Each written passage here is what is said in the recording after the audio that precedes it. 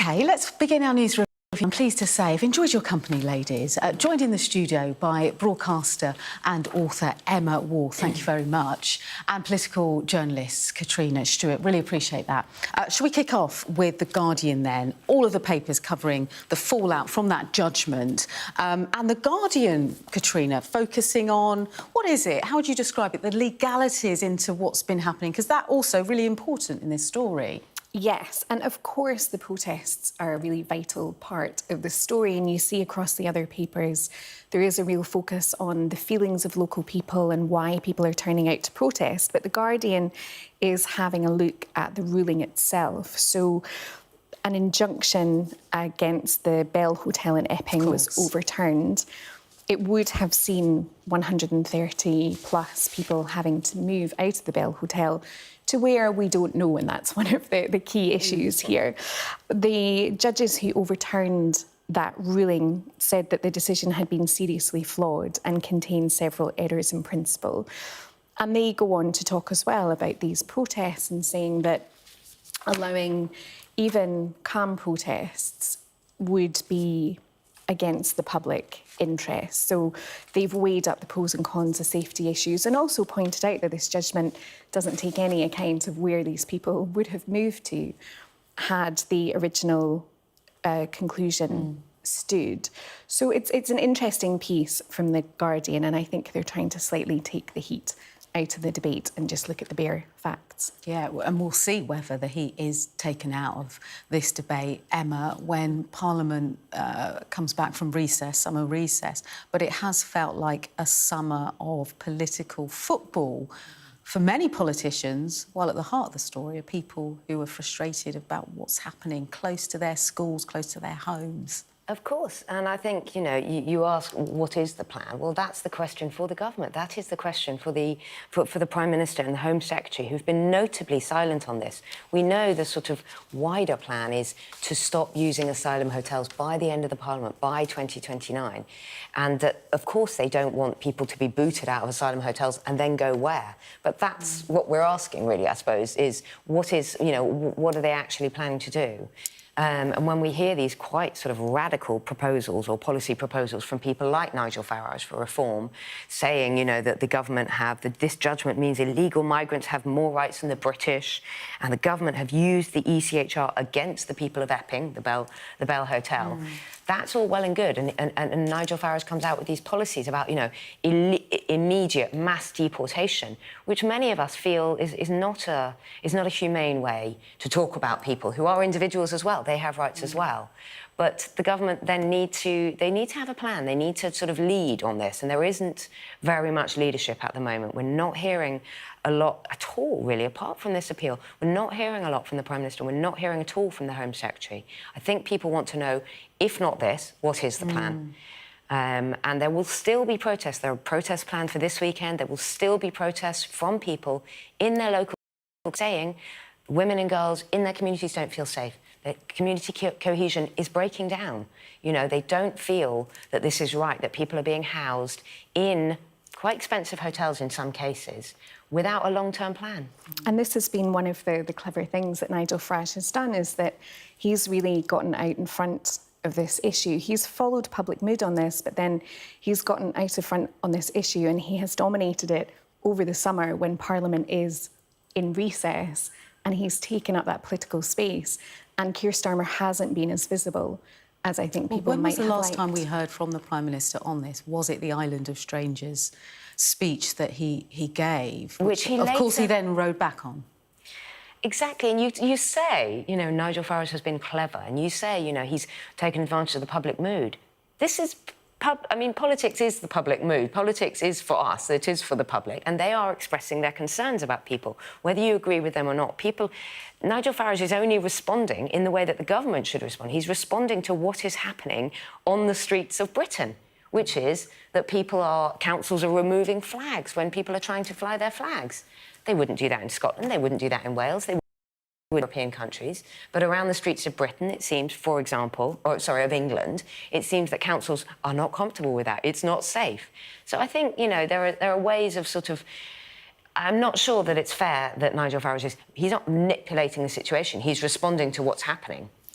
I think he is manipulating the situation, and I think a lot of the solutions that he's proposing are superficial. I heard him, he was in Scotland this week speaking to Scottish journalists, and he was asked specifically about policy proposals for Scotland because, of course, a big test for Reform UK is going to be the Holyrood elections coming up next May, and he was asked specifically what his policy platform was for tackling violence against women and girls, which is a huge issue.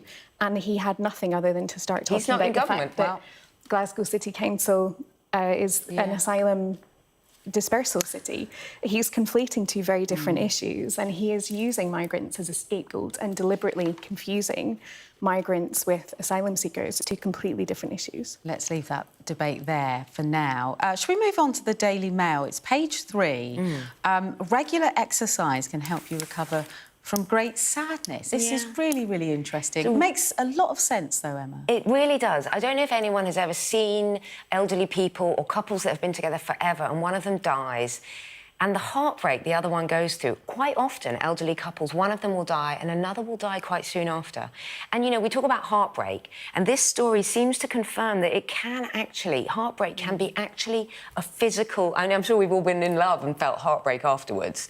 And it can be a physical condition. I think it's fascinating, this. It's researchers from the University of Aberdeen, lovely Scottish scientists, who found that there's a syndrome, Takotsubo syndrome, I've probably said that wrong. Takotsubo syndrome, where heartbreak actually weakens the heart muscles. It actually changes the shape of the heart. And people die from it.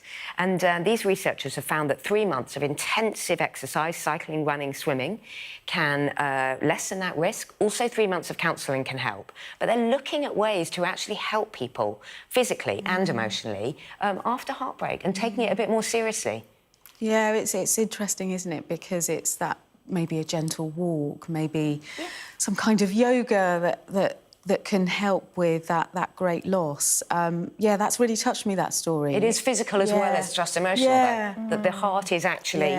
there's a lot of thousands of people. Incredible how your emotions can affect your body, and wonderful that they find that this can be reversed as well, either by counselling or by exercise. Yeah, OK. We'll move on now. This is the Daily Telegraph. It's page 3. And it's a story about... about the Queen and how the late Queen wouldn't have supported Brexit. She didn't support Brexit. What's the story there? There is a new book coming out. That's it. A royal biographer, new book coming out about the Queen, and this is a serialisation from it. And it's saying that actually the stories at the time of Brexit are wrong because, of course, The Sun splashed a story saying that the Queen was for leaving the EU. David Cameron famously got himself into hot water when he said that the Queen purred down the phone when she heard the result. But now this book is saying that it's all hokum. The Queen had said behind the scenes, "Bet on the devil you know," and that would make sense because the one thing about the Queen was she was for stability and continuity. And you can imagine that would make sense. But there's lots of juicy little gossipy bits from people behind the scenes in this. Emma? Well, this is Valentine Lowe, isn't it? The new biography. Look, recollections may vary. I'm always sceptical. I'm always sceptical when people claim things about the Queen or about conversations they had with someone who is not only gone, but also notoriously kind of, you know, careful and private. So, I mean, how can we prove it? How can we not? She stayed out of politics. I'm not sure whether we'll ever know her true views on Brexit. We'll leave that one there, then. How about this story? Bananas that don't go brown are on the way to shops. This is in the Times. I'm a big fan of bananas when they are... Just turning. Yeah, turns. They're sweeter, much better. A green banana is a nightmare. A green banana that is very, very hard to eat is horrible. Nothing worse. Also, when bananas start to go speckly and brown, freeze them, blend them up, and they make amazing kind of banana milkshake, banana ice cream, don't they? Oh, copyright that. Excellent culinary tips from Don't Emma throw them Wolf out. this Don't throw them morning. out. We weren't expecting that. This is another sort of Brexit-adjacent story, I'm afraid. So it's being framed as a positive of Brexit that we are now allowed to have genetically modified food on the shelves. And among the many things that scientists have been doing is editing the genes in bananas to make sure that they don't go brown. And these are going to be stocked in shops in England from the new year. So it seems like a good news story, but both of you are pouring scorn on this. You want slightly brown bananas. Can I make my joke about, must be Banana Republic, because I knew you'd bring up Brexit. No, I think it's a brilliant thing. I think food waste is absolutely appalling in this country. The idea that you would ever... People talk about the amount of fruit they throw out of the fruit bowl. I never throw out food. If you buy it, you kind of use it. You kind of use it for something. You can get to a tangerine or whatever. Well, sometimes tangerines shrivel, but you can get to most of your food before it goes off. Maybe not milk, maybe not meat and fish. I'm a vegetarian. I think that we waste so much food. So this is a good thing, but I'm not really that comfortable with us sort of mutant What about strawberries? messing with our... Yeah, just eat it before it goes bad. Yeah. Good tip. Finally, 20 seconds. Are you Swifties, Taylor Swift, engaged and that very public engagement? Over to Emma on this one. We're not Swifties, but we both like her music. Anyway, she's revealed, this was huge news in the week, she's finally engaged to her NFL lover star, and Emma Travis thinks Kelce. she's making a terrible mistake. On that note, we'll end the programme. Thanks for your company. Thank you.